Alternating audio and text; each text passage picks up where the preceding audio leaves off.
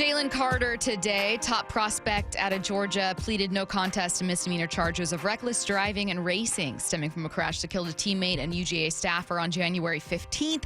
Carter was not driving that vehicle. The staffer was. He was in another vehicle racing alongside them. He was sentenced to 12 months of probation, a $1,000 fine, and 80 hours of community service. He'll also attend a state-approved defensive driving course. Why does that matter? Because that's just one half of the story. The other half is that the Seahawks are in desperate need of defensive help. Carter was a potential #1 pick, expected by many to be the best defensive player in the draft. He's now looking like he could be at the very least the second off the board after Will Anderson Jr. And the Seahawks are looking at a player who's facing character questions now, not only stemming from that accident, but also his pro day at Georgia earlier this week. He showed up 9 pounds heavier, was unable to finish position drills because he was breathing heavily and cramping, and he didn't participate in other workouts, including the 40-yard dash, nor in media sessions. So didn't do a media session at the Combine, which I think he might have missed because he had to go turn himself in. And then also voluntarily not participating in this one. So he didn't work out in front of scouts back at the scouting combine, missed his media session, didn't answer questions here. He'll still do private interviews with teams, as I'm sure he did at the Combine. But you're looking at the Seahawks, who have, you know, the potential ability to select Jalen Carter. But who are you getting with Jalen Carter? Before I throw to you, Bump, quickly from Albert Breer. This is Breer talking about what he sees from Jalen Carter. It's hard to pass on Carter because he's the best player. And, I'll give you this context, Mike, on Carter. Like last year when Georgia had all those freaks, I think it was like 5 first-round picks on defense, right? And Jalen Carter was still a true sophomore.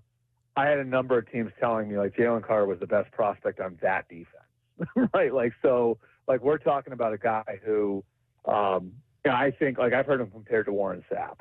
So, like, the question is going to be whether or not, you know, you're willing to gamble on some of the off-field stuff and whether or not your program and your environment can absorb somebody like that and get the most out of it. Would you gamble on him? Yeah, I would. And I would because we got to realize what he's going through. He didn't finish the drills. First off, stop having linemen run the 40. It makes no sense to me why you want these big human beings to run 40 yards in a straight line when they're never going to do it in an NFL game. Receivers and DBs hardly do it. Eliminate the 40. I don't care that he didn't run the 40. Now you can look at his position drills and say he's out of shape, man. I heard Brock say there was too much jiggle on him or whatnot. And it probably was. Definitely was out of shape. Probably had too much jiggle on him. A little overweight. When I was a junior in college, I high ankle sprain, right? And I'm out for 4 to 6 weeks minimum, and I go into a depression. I lost my identity. I'm here. I'm trying to help my team win games. I didn't shave for 2 weeks. I'm all scruffy. I didn't go to team meetings. I just got my work from my professors and stayed in my room because I was just in a dark place because I was no longer able to do the thing that I love. That's without someone dying. Now, this young man was racing his car. 2 teammates, or excuse me, a teammate in a GA passes away. And he has all this pressure from the media. He has to answer all these questions from the media. There's rumors circling around about him. Oh, was he drinking? Was he not drinking? Did he flee the scene? Did he do this, that, and the third? There's character issues brought up in December. Like, put yourself in this young man's shoes and realize he's dealing with a lot. Wrong, right, or indifferent, he is dealing with a lot. So it doesn't surprise me at all that he showed up and he was out of shape. You think he's motivated to wake up like he did before the passing of his teammate every day at 6 o'clock to grind? No, he's got to work his way through this. Now, you have to take that into consideration, and as organizations, now you got to do your homework with this young man and see if you can trust him because you're investing money in this young man if you get that opportunity to.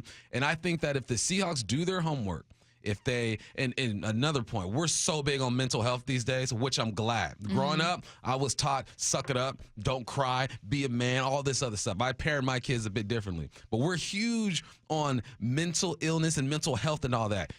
Give this young man the same benefit of the doubt. His mental health, what's going on with him, his emotions that he's feeling. So it definitely affects you. It affects your work day. It affects your relationships. And these aren't excuses. This is just the reality of it. So I'm not surprised he was out of shape. Not surprised he was huffing and puffing. Stop making a young man run the 40. And he will talk to teams that are interested. So it's up to the organizations now. You guys do your homework. Do you trust? Do you think he's good to go? If you do, then you take the pick.